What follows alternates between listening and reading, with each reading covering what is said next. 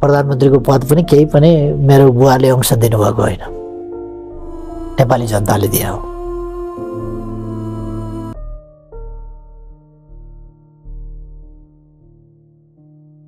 पातलो धुन्दुले ढाकेको पहाडी बिहान, छरिएका घरहरू, खेतमा ग्राहकहरू, टाढा टाढा बज्ने कोइलीको आवाज।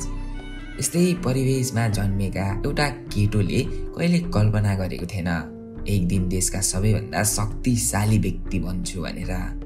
तर सायद नियतिको इजाइन कहिले साधारण हुँदैन। नेपालका राजनीतिक इतिहासमा जुन जुन पात्रहरू आएका छन् ती मध्ये एक यस्तो नाम छ जसलाई मन पराउनेले देवता मान्छन्, मन नपराउने तानाशाही राक्षस भन्छन्। तर इग्नोर गर्ने ठाउँ कसैसँग छैन। उनी हुन् खड्गप्रसाद शर्मा ओली। तर देशले उनलाई केपी ओली र प्रिय नामले केपी बा भनेर पनि चिनिन्छ। उनको कथा केवल राजनीतिक होइन, यो 3 युगको कथा हो। अतीत, वर्तमान र आगामी भविष्य। एक सामान्य परिवारको सङ्घर्षदेखि जेलको अँध्यारो कोठा, सत्ताको उच्चतम शिखरसम्म पुगेको स्थान, फेरि पतन, फेरि उठाइ। यो एक मनोवैज्ञानिक र राजनीतिक दुवै चरित्र यात्रा हो। पहाडको कठोर जीवन, कहिले कहाँ खाने कहिले कहाँ नखाने अवस्था, त्यही हुर्केका थिए केपी ओली। बच्चादेखि नै उनको स्वभाव फरक थियो। सिधा बोल्ने, सिधै सोध्ने, कहिलेकाहीँ त शिक्षक समक्ष पनि कडा किसिमको प्रश्न उठाउने।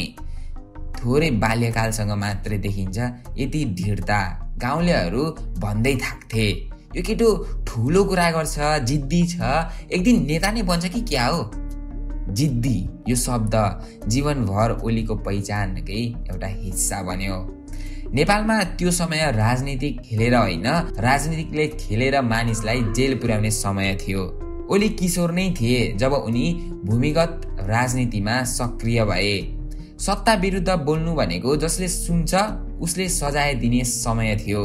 तर ओलीको बोल्ने बानी रोकिएन, रोक्न सकिने खालको पनि थिएन। पहिलो पटक गिरफ्तार, दोस्रो पटक गिरफ्तार, फेरि फेरि जेलका भित्तामा टाँस्थे उनी। कहिले महिनौं, कहिले वर्षौं। जेलले मानिसलाई बदलिन्छ, तर ओलीलाई जेलले अझै कडा बनायो।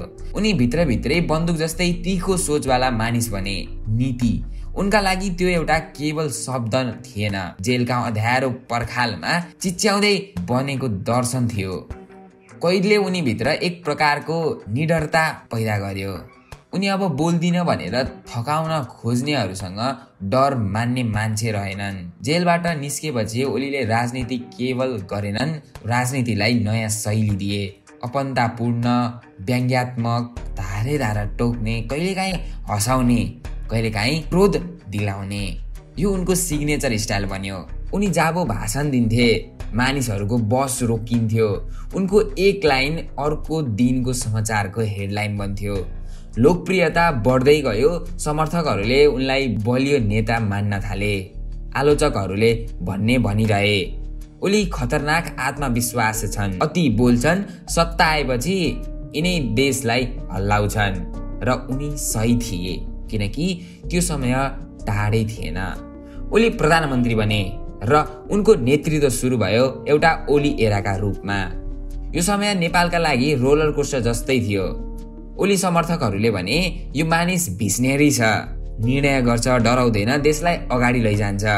आलोचकहरूले भने अनि यी आफैले सबै निर्णय गर्न खोज्छन्, यो त एकल व्यक्ति केन्द्रित शासन हो। दुवै तर्फका मानिसहरू आफ्नै ठाउँमा सही थिए, किनकि ओलीको शासन व्यवस्थामै मिश्रित प्रभावले भरिएको थियो।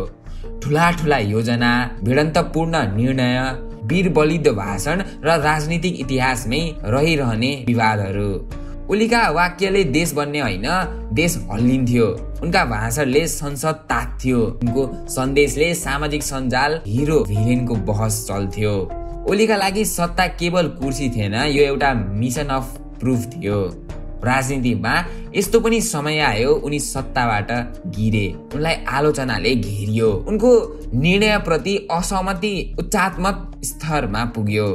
तर ओलीको विशेषता के हो भने उनी कहिल्यै हार मान्दैनन्। पतनपछि पनि उनी फेरि उठे, फेरि बोले, फेरि चर्चित भए अनि फेरि शक्तिमा केन्द्रित भएर फर्किए। यस्तो क्षमताका नेता नेपालमा यति धेरै छन् जसले यति धेरै आलोचना, यति धेरै विरोध सहे पनि यति धेरै समर्थन टिकाएर राख्न सक्छन्। उनी राजनीतिक रूपमा फेनिक्स जस्ता छन्, गर्छ गरिन्छ उनी उठिहाल्छन्। आज उनी प्रधानमन्त्री होइनन् तर सत्ता उनकै वरिपरि घुम्छ।